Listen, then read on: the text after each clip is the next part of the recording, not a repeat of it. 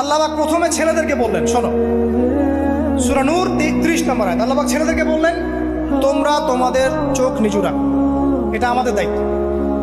প্রত্যেকটা ছেলের দায়িত্ব বেগানা মেয়েকে দেখলে চোখটা কি করবে? নিচু। তাহলে আপনি সিডিউসড হবেন, এক কথা। 2 নাম্বার, আল্লাহ পাক আমাদেরকে বললেন, তোমরা তোমাদের লজ্জাস্থানকে হেফাজত করো। কাদেরকে? আমাদেরকে, মানে ছেলেদেরকে। প্রথমে আল্লাহ পাক ছেলেদেরকে বললেন, চোখ নিচু করে রাখো, লজ্জাস্থানে হেফাজত করো। ঠিক আছে? সূরা বানী ইসরাঈল আল্লাহ পাক বললেন, জিনার ধারের কাছেও যেও না, ধারের কাছেও যেও। আল্লাহ পাক আরো বললেন, যদি কেউ জিনা করে ফেলে সূরা নূরে, তাহলে তাকে 100টা বেত্রাঘাত করতে হবে। কয়টা? 100টা, এবং 1 বছরের জন্য তাকে বহিষ্কার করতে হবে। আল্লাহ পাক শাস্তিও দিলেন, শুধু তাত্ত্বিক বিধান দেন নাই, শাস্তিও দিয়েছেন। কারণ শুধু তাত্ত্বিক বিধান দিয়ে হবে? আমি যদি ওয়াজ করে বেড়াই, ভাই মদ খায় না, মদ খায় না, কোনো শাস্তি না অ্যাপ্লাই করি, তাহলে কি মদ ছাড়বে মানুষ?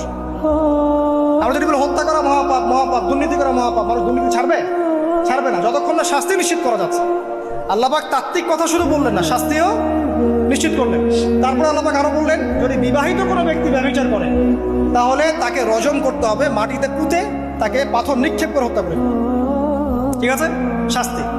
এরপরে দেখেন আল্লাহ পাক মেয়েদেরকে বলছেন, মেয়েদেরকে বলছেন, তোমরা মূলত ঘরে থাকো। যদি বাইরের পরিবেশ তোমাদের অনুকূলে না থাকে, তোমরা ঘরে অবস্থান করো।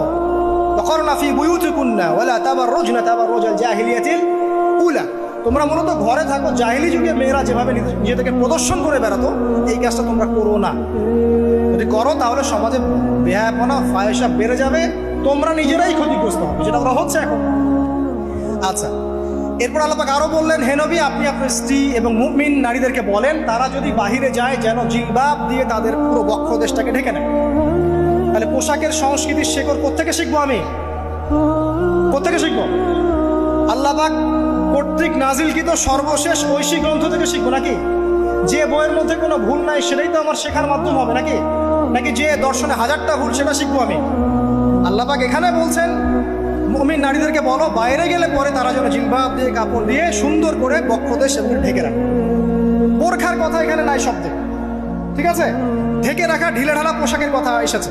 আচ্ছা, আসেন, আল্লাহ পাক আরো বললেন যে তোমরা অমুক অমুক অমুক অমুক, যেমন আপনার বাবা, আপনার ভাই, আপনার এই যে সন্তান, এই যে মাহারাম যারা আছে, এদের সামনে ছাড়া অন্যদের সামনে যখনই যাবে, তোমরা কিন্তু হিজাব অবলম্বন। আল্লাহ পাক হিজাবের বিধান দিলেন, চক্ষু নিচু করতে বললেন, লজ্জাস্থানের হেফাজত করতে বললেন, এবং যদি এর পরেও কেউ ভুল করে ফেলে, তাহলে আল্লাহ পাক শাস্তির কথা বললেন। আল্লাহ পাকের সিস্টেমটা সুন্দর হলো না? এই সিস্টেমটা নবী সাল্লাল্লাহু আলাইহি ওয়াসাল্লাম অ্যাপ্লাই করলেন, সমাজ থেকে সমস্ত জেনা ব্যভিচারের ভিত্তি উঠে চলে গেল। সুবহানাল্লাহ বলবেন না?